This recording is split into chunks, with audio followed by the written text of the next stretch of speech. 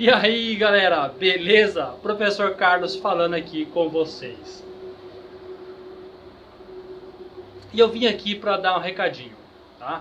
Primeiro recado, galera, se inscreve aí no nosso canal, curte o nosso vídeo e vamos estudar história porque história é legal. Bora lá, turma! Damares, dá o play aí!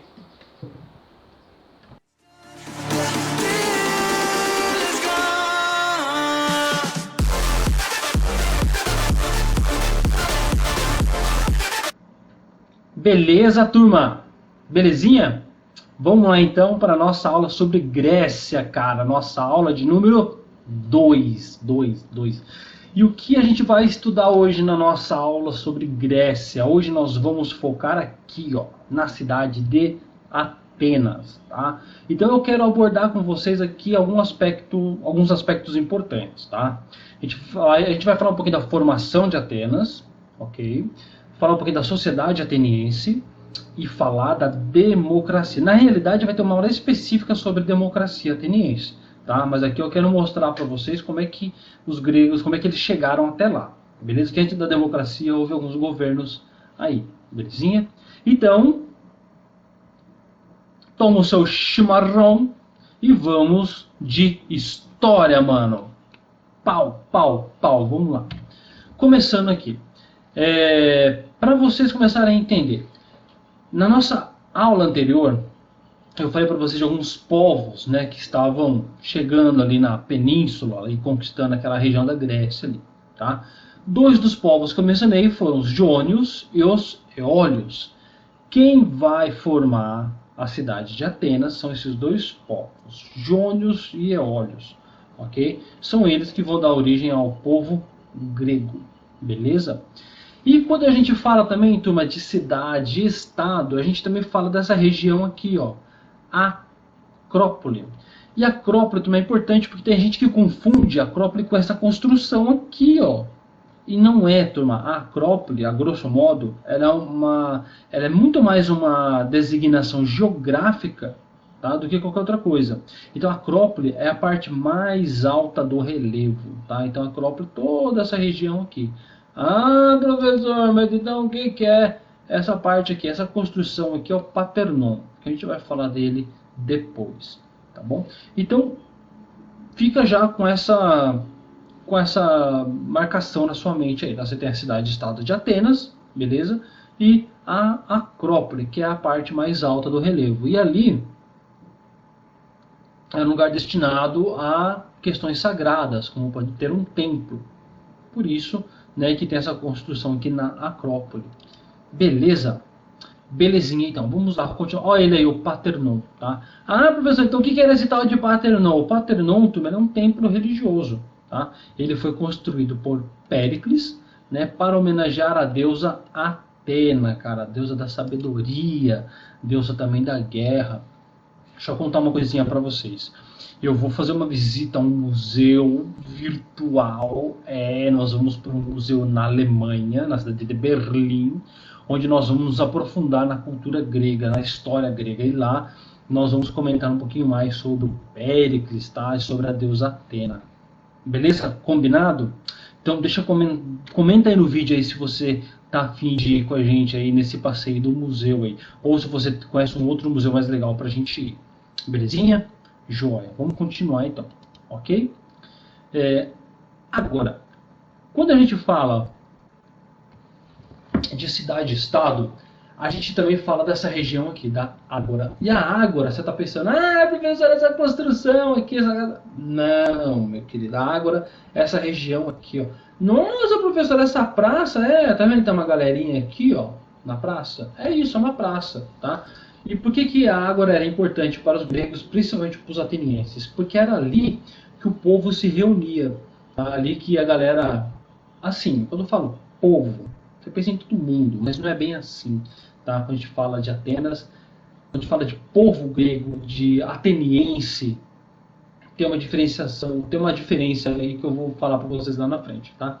Mas entende que na Ágora era onde as pessoas se reuniam para tomar decisões políticas. Então os caras queriam saber sobre uma estrada, sobre uma declaração de guerra.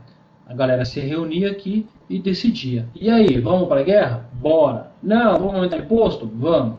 Era aqui que reunia a Assembleia. Ok? Beleza. Então é um lugar muito importante. Ó, ali que a galera se encontrava e ficava no blá blá blá o dia inteiro ali.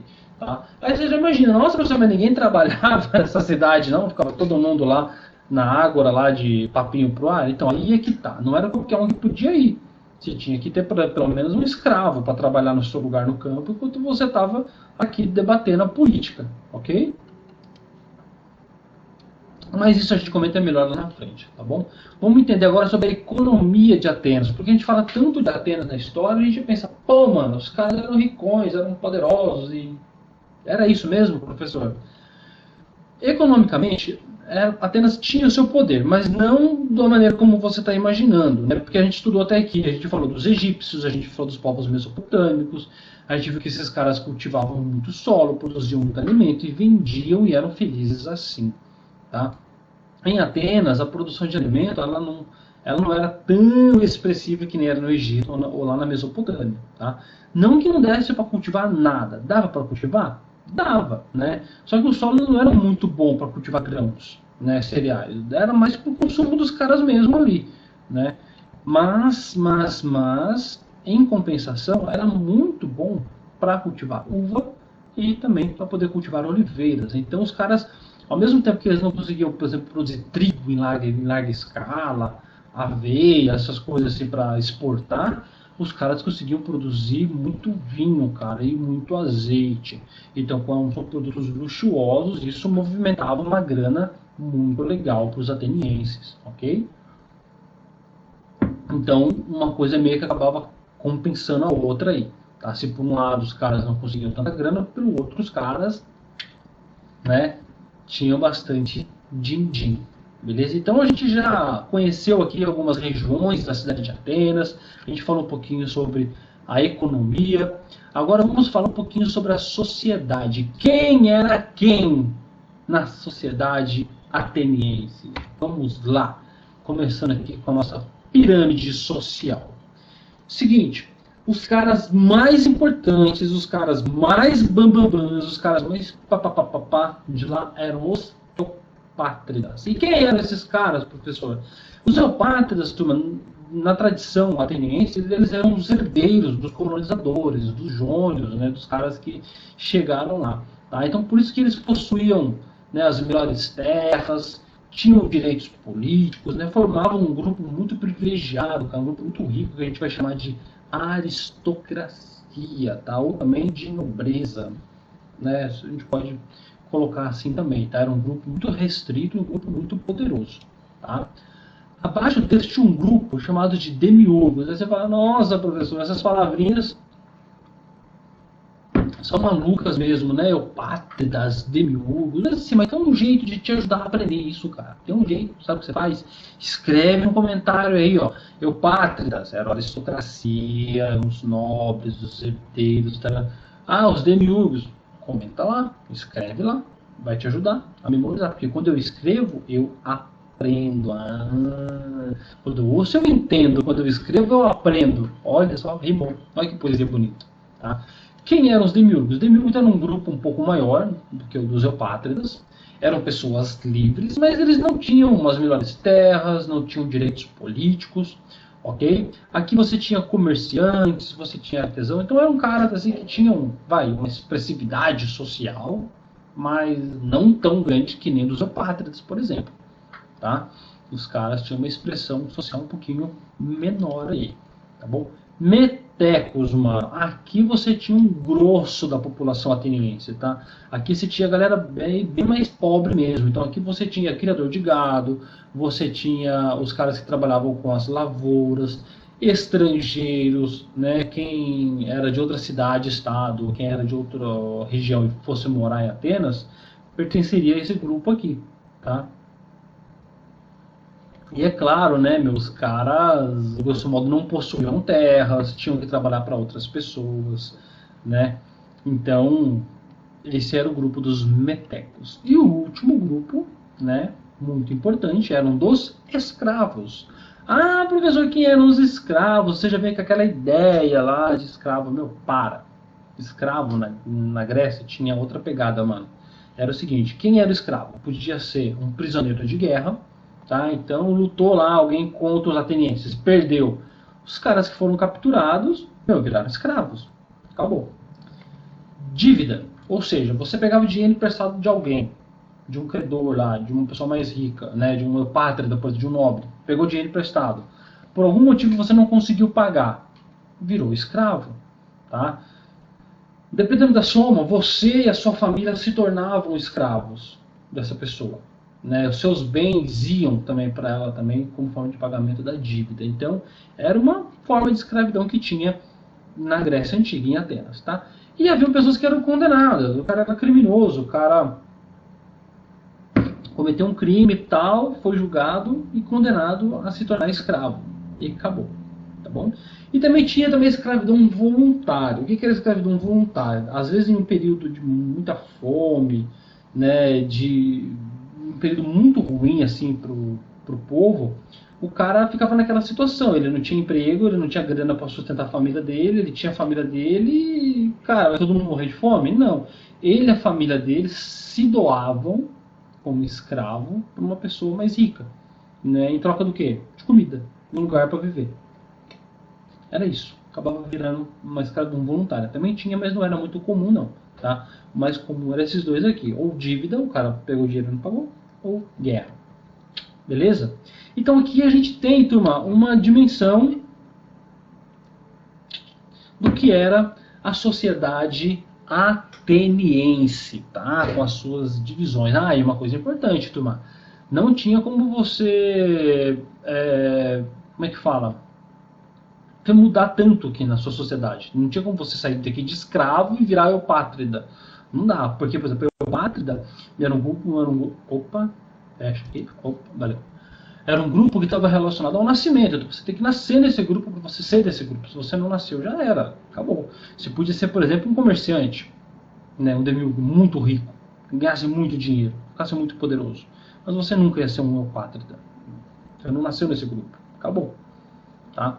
Daqui, ó, você podia ser, por exemplo, um camponês que com muito esforço ganhasse alguma grana, alguma coisa, pudesse virar um comerciante, por exemplo, né?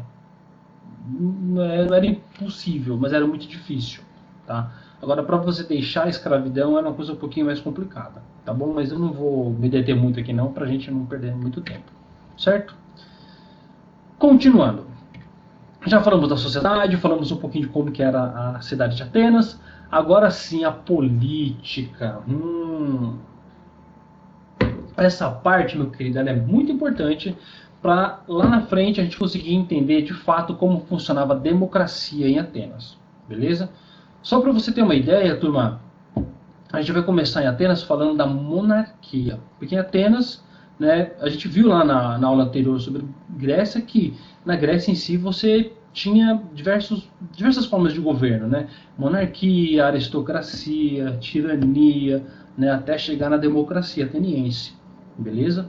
Então em Atenas eles também começaram com a monarquia. Então você tem o rei, né, governando. E como que surgiu essa monarquia? Lá na outra aula eu comentei com vocês, mas eu vou fazer uma pequeno resuminho aqui para vocês, tá? A gente viu que a formação da Grécia, de um modo geral, começou com os gênios, né? Aqueles núcleos menores, né? Mais familiares. Os gênios se uniram, formaram pátrias, as pátrias viraram tribos, e as tribos viraram cidades-estados. E dentro da cidade-estado você tinha um rei, né? A grosso modo, o poder político sempre se concentrou nas mãos da pessoa, de uma pessoa, ou seja, o rei, no sistema de monarquia, tá? Essa palavrinha sempre que eu coloquei está se relacionando à monarquia. Lá no Gênesis não tinha o rei, você tinha, né, o pater, né, o cara mais velho que comandava o núcleo familiar ali e tudo mais, tá? Então, esse processo aqui do Gênesis até a cidade-estado é um processo muito longo, cara, de muitos e muitos anos. Não pensa que, ocorreu em 10 dias. Não, aí você vai bugar, mano. Não faz sentido. Tá? Então, quando a gente fala de monarquia, você fala de um poder instituído, depois de todo esse processo aqui, em que o poder político está nas mãos de quem? Do rei. Beleza? Esse é o sistema de monarquia que existiu em Atenas durante muito tempo. Só que aí, agora eu preciso que você abstraia, eu preciso que você pense algumas coisas aqui comigo, tá? Agora a gente vai ter que pensar no processo histórico para a gente entender o que vem agora, senão não vai fazer sentido nenhum para você, tá bom? Como assim, professor? O rei, ele não tem o poder por si só. Ah, eu sou rei, eu mando. Pá! Não. O rei a todo momento ele tem que reafirmar o poder dele e ele tem que manter o poder dele. Qual que é uma das maneiras que o rei faz para ele manter o poder dele? Ele precisa trazer pessoas poderosas para o lado dele, nobres, proprietários de terras, pessoas com recursos. E uma das maneiras que ele faz isso é por meio de doação de terras. Então o rei pega a terra que é dele e vai fazendo concessão para atrair aí a cumplicidade, né, para atrair o juramento de outras pessoas poderosas. Então, cara, imagina esse processo ocorrendo no decorrer do tempo, né? O rei vai distribuindo terras aqui, aí depois distribui terra lá, distribui terra para lá, e ele não vai distribuir para qualquer um, ele não vai dar pro Zé, que está lá, criando boi e vaca. Não, ele vai distribuir para quem? Para aquele grupo de apátridas, mano. Para os nobres, para os descendentes dos jônios que colonizaram lá atrás. Então, é um clubinho ali. Né? Ele vai estar sempre tentando reafirmar a obediência, né, desses caras aí, certo? Só que com o passar do tempo, opa, uma pausa muito importante, porque precisamos colocar a água no chimarrão. Esse momento é importantíssimo, porque é agora que você dá like no vídeo. Se você chegou até aqui, dá um like no vídeo, se inscreve no meu canal e eu vou te pedir uma coisa. Comenta lá no nosso grupo lá, comenta lá e coloca assim, quais eram os grupos que formaram a Grécia. Lembra lá na outra aula? Não vale eu assistir outro vídeo, hein? É só para quem lembra. Comenta lá quais foram os grupos, beleza? E coloca lá também a sua opinião sobre a aula. Tá legal? Tá bacaninha? Então tá joia, então. Vamos tocar o barco então, tá? Depois de um longo período em que o rei ele vai concedendo terras, o que vai acabar acontecendo? Esse rei ele vai perdendo terras e obviamente essas terras vão vindo para esse grupo. E lembra que eu falei na aula passada, turma? Terra é poder para essa sociedade. É poder, porque junto com as terras vem as pessoas que moram nelas. E com as terras você produz alimento, você gira a economia, então você também consegue recursos importantes aí, certo? Então, as terras que vêm daqui para cá também é uma transmissão de poder. E com o passar do tempo, cara, esse grupo vai se tornar extremamente poderoso, cara. Vai chegar um momento que você vai ficar tão poderoso, que a opinião, que a vontade, que a autoridade do rei, tipo, o rei quer? Quer, tá, mas a gente não quer e acabou. A gente faz. Ah, não, a gente quer fazer do nosso jeito. O rei não quer danos, ele vai ter que aceitar. Porque o poder tá com a gente. Sabe, os caras têm as melhores terras, tem mais pessoas morando do lado deles. Então, olha como que com o passar do tempo a balança ela muda, né? Então, o sistema de monarquia, ele cria um mecanismo que ferra com ele mesmo, né? O poder sai daqui e vem para cá, né? Então, começa a entender isso, que esse grupo aí que recebeu as terras do rei, se tornou extremamente poderoso. E fica tão poderoso que eles passam a governar. E se esse grupo está governando, é aí que a gente fala do fim da monarquia e o começo da aristocracia.